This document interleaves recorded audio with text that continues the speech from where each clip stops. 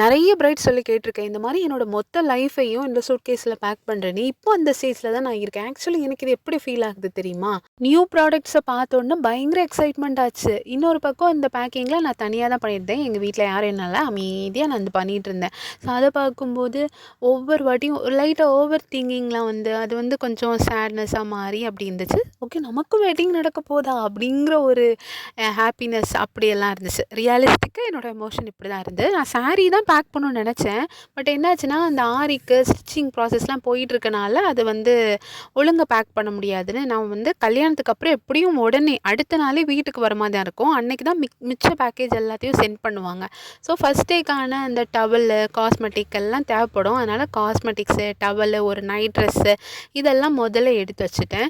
இருந்தும் இதில சில இது உடனே ட்ராலிய தொறந்து எடுக்க முடியாதுல்ல. அதனால என்னோட ஹேண்ட்பேக்ல பாதி எடுத்து வச்சுக்கிட்டேன்.